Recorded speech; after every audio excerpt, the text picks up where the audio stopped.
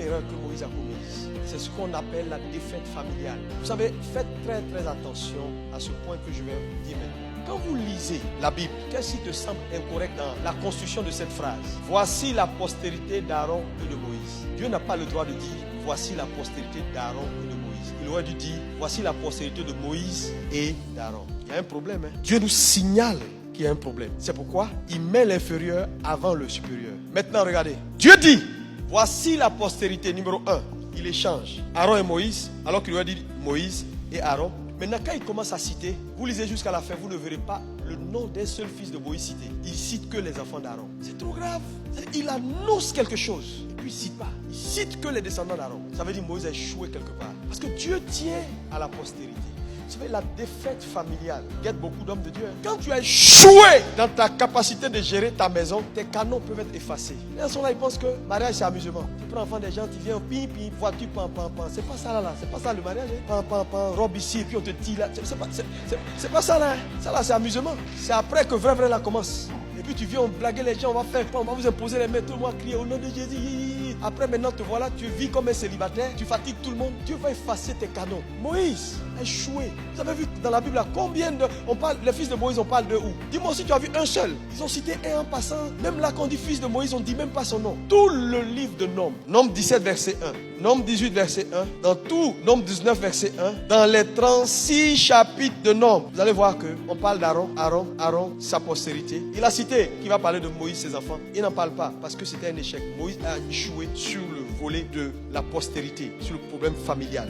Vous n'avez pas le droit. C'est pourquoi je voulais dire à quelqu'un, si tu n'es pas encore marié, prie bien. Si tu es marié, veille à ce que ça marche. Parce que tu sais, j'étais avec le pasteur Espérance Makandi et puis il m'a dit ceci. Il dit, quand un homme de Dieu rate son foyer, il a raté son ministère. Quel que soit ce qui arrivera, tu as échoué. Je dis, tu as échoué. Les gens pensent que, oui, les hommes vont t'approuver. Les gens vont dire, oui, il a changé de femme et puis après. Et puis la vie continue. Tu vas te remarier. Oui, quel témoignage. Est-ce que tu penses que tu vas pouvoir enseigner même sur le mariage avec honnêteté? Tout ton message sera hypocrite. C'est de l'hypocrisie. Tu vas bousiller la destinée d'une génération. Dieu tient à la postérité. Et son problème avec Moïse, Moïse n'a pas pu garantir une postérité. Toutes ces erreurs-là l'ont disqualifié. Frère, le grand Moïse, ce grand qui a divisé la mer Rouge, n'est pas entré dans sa destinée. Ça ne te fait pas réfléchir? Avec toutes les qualifications, il n'y a pas un homme de Dieu qui a eu tout ce que Moïse a eu. Il a vu des choses que peut-être tu ne verras pas jusqu'à ce que Jésus revienne. Mais Dieu l'a disqualifié. Même quand il est mort, Satan est venu discuter son corps. Il a fallu la miséricorde de Dieu pour que l'archange descende.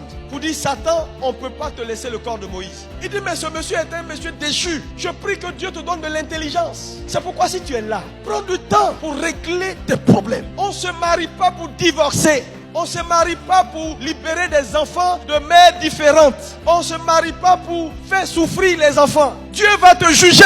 Si tu n'as pas de postérité, c'est une malédiction. C'est pourquoi vous allez voir dans la Bible, à chaque fois que Dieu veut frapper quelqu'un de malédiction, il frappe sa postérité. Parce que la postérité est quelque chose qui tient au cœur de Dieu. Nous avons la responsabilité des gens qui sortent de nous et de leur devenir pour le prolongement de notre alliance avec Dieu. Si nous coupons l'alliance à notre niveau, regardez ici dans le texte passé, c'est Séphora qui prend la pierre, qui coupe le prépuce du petit et qui jette au pied de Moïse et qui dit, je suis épouse de sang, je suis épouse de sang. Elle a répété ça 2 fois. La notion d'épouse de sang là, elle fait allusion à quoi? Séphora dit à Moïse, tu m'es redevable. C'est ce qu'elle était en train de dire à Moïse. Tu m'es redevable. Désormais, toi et moi là, on est sur le même pied d'égalité. Faites très attention dans le ministère. Quand Dieu vous appelle, si vous êtes un homme que Dieu vous a appelé, soyez mesurés.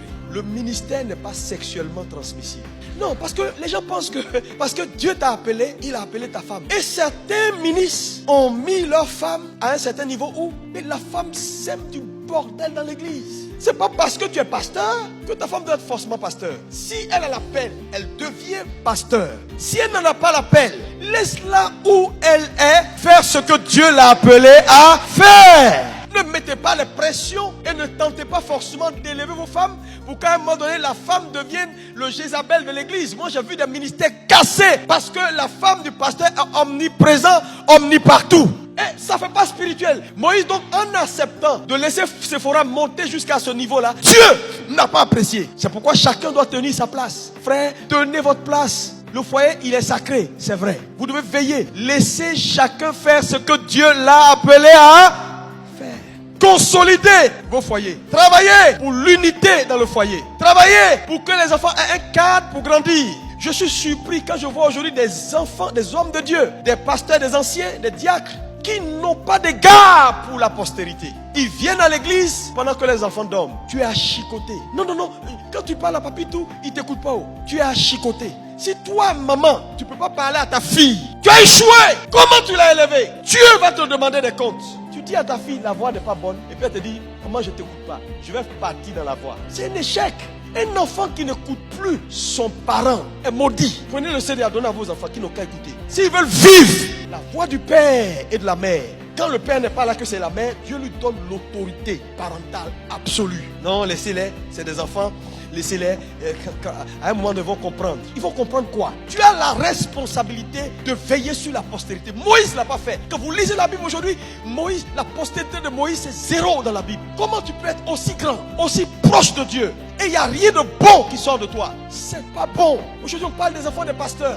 On dit c'est des voleurs, c'est des temps, c'est des quoi? Parce que les gens sont occupés à faire tout, sauf à éduquer leurs enfants dans la voie du Seigneur. Frère, c'est une nécessité aujourd'hui. Ils sont à l'église là. Vos enfants sont à la maison, n'est-ce pas? Il y en a les enfants d'hommes sont en train de faire PlayStation. Pendant que tu adores Jéhovah, tes enfants sont en train de jouer à jeux vidéo. Et ils reçoivent des esprits démoniaques. Demain tu as dit oui, je ne contrôle plus ma fille, je ne contrôle plus mon fils. Je n'ai personne. Quand il va à l'église, je suis seul. Personne ne me suit. Comment toi tu peux être chef de famille? Personne ne te suit à l'église. C'est un échec.